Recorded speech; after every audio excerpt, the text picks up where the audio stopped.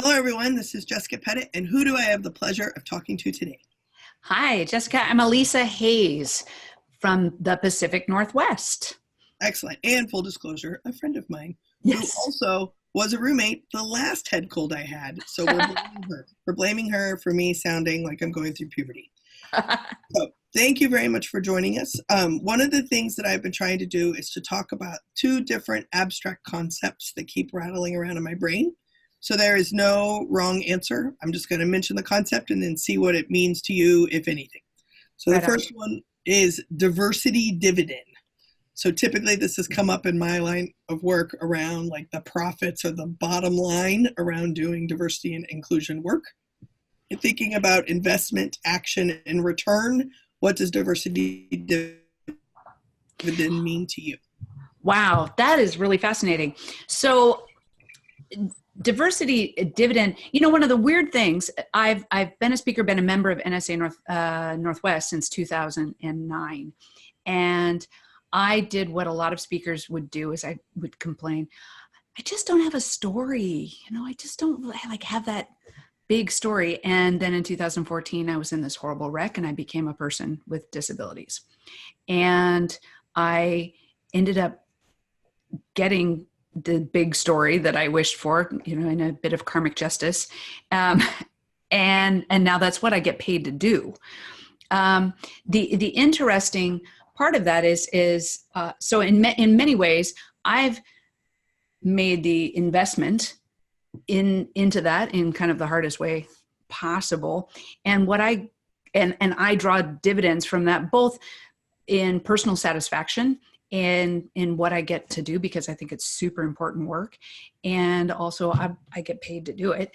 But what I try to do for the people I speak with is I want them to make the investment of taking the time to listen to me and opening their mind and their heart to listen so that they can avoid all the messy bother of actually having to get hit by a truck in order to get those dividends. You don't necessarily wish upon someone a life-changing event, No. But often it's not until a life-changing event that people actually start noticing, like, oh, you should probably have paid attention to this before. Exactly. Totally. Yeah. The other big concept is asterisks, other duties assigned. So this is usually like the last line of a job description, or sometimes talks about like the kind of unofficial roles someone may have based on their identities. What does asterisks, other duties assigned mean to you? I had an interesting conversation with a client of mine where I'm putting together a proposal for her for what she would like me to do for her. She actually wants me to be on site at her event because she runs a county fair, and she wants me to be on site so that when somebody comes with a so-called fake service dog or whatever, that I'm the person on a walkie-talkie that they can call, so they can bring in the woman in a wheelchair who has a service dog in her lap. And the weird thing is my other duties as assigned fall into the realm of being more difficult to argue with from somebody who's trying to fake it. And also being the one who can better answer questions about stadium seating and people's rights and how to talk to people.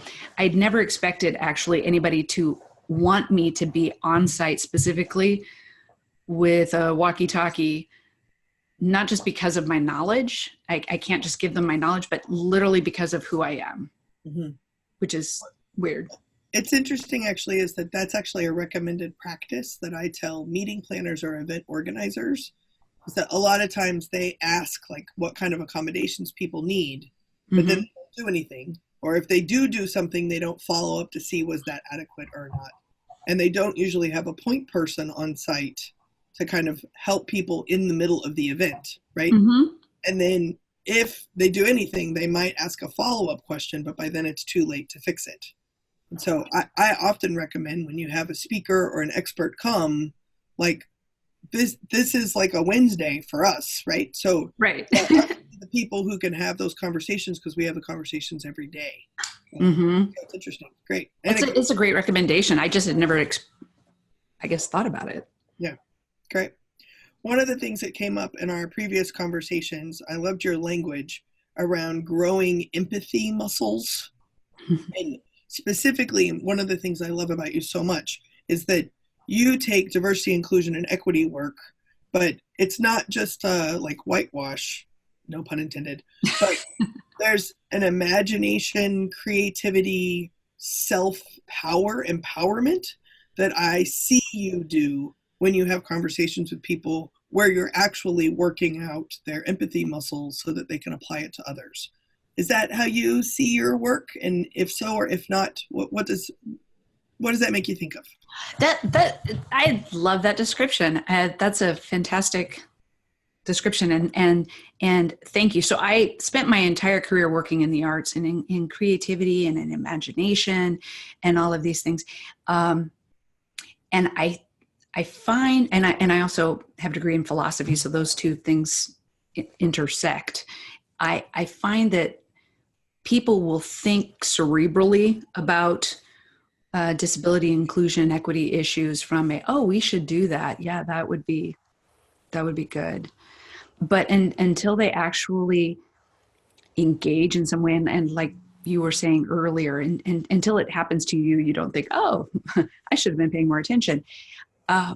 So I try to engage people's imagination and reach a little deeper and into their heart, because that enables them to get to that place in a more effective way. Mm-hmm. And we have better conversation. What I also really like about, there's that kind of like foundational piece to you, but I imagine there at some point in time you didn't notice kind of all of the difference and all of the what is going on with my very complicated life, right? Like I like to say that each one of us could actually be our own sitcom, right? Yes. We characters. That's so true. We stayed up way too late because my NyQuil hadn't kicked in yet. I think that your self-awareness of the simultaneity of disability issues, trans issues, conservative viewpoints, liberal viewpoints, military involvement, the environment, theater, rural areas, urban areas, all of that, that's just like a dinner table conversation for you now. Right. Super meta. What I wanted to ask was, does the work make you more aware of what your dinner conversations are like, or did your dinner conversations lead you to doing diversity and inclusion work? Ooh, that's a good question. My dinner conversations were always more on the deep end of the pool, because it's just how I'm wired. But it wasn't until it came home into my life, until it became, I'm the person with the disabilities. We come from have a large family that's very conservative, evangelical Christian family. My oldest child is trans. My youngest child is an environmental studies major. My middle child has joined the military. And I started navigating all of these complexities in my own family, and how to do that in a way with grace and kindness and respect and inclusion, because it's family, that it's what matters. That I then started extrapolating out from that of well, why don't we do this everywhere? It's so doable. Right. But it's not until people recognize that those pieces can actually all go together. Yeah. I often make the comparison that people are more inclusive and understanding and supportive, and using your words, use their empathy muscles at their own dinner table in their own home. But as soon as they leave that bubble, that's when it becomes harder. Mm-hmm. Share a bathroom. I shared a bathroom with my brother growing up. I didn't know that was a single occupancy, gender neutral bathroom. It was the bathroom that we shared. The door was open, come on in. The door's closed, wait. Like, there was people who understood. And then in the context of a convention center or something, I was like, I'm confused. What are the rules? And I think you do a really great job of showing people that you already know the rules. You just don't apply them in different contexts. So, Yes. cool. So my two favorite questions. Yes. The first one is, what is something you've changed your mind about lately? What have I changed my mind about it? Well, I had to get challenged on. So when our oldest came out to us as trans, and my first reaction was, of course, outrageous depth of sorrow that there had been pain existing in her life all of this time, and I didn't know that. And then my next thought was, oh my gosh, how is the family going to react? We spent, it was over a year before we came out to all of the broader family. And I spent all of that time living with all of this anxiety and angst and stress internally, worried about how other people were going to respond. And that was all for nothing, because since it was their dinner table conversation. This is their family. This is a person who they know, who they love and have a relationship with. The response was, oh, and they responded like I did, with just sadness that there had been pain. And how can we help? It completely changed my mind about categorizing people and how their responses will be. And that really the difference is simply making it relatable.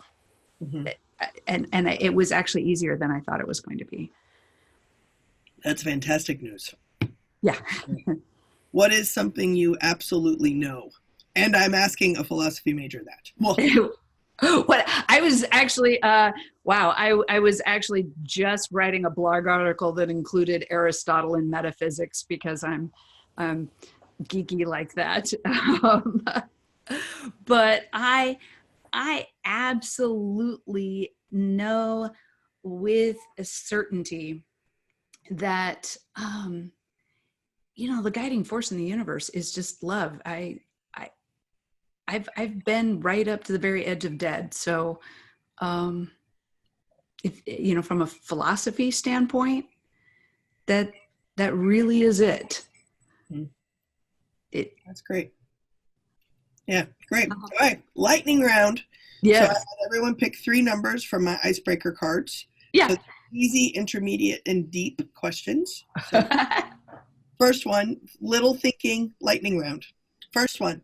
What do you hope will be your biggest accomplishment in the future? Number 18.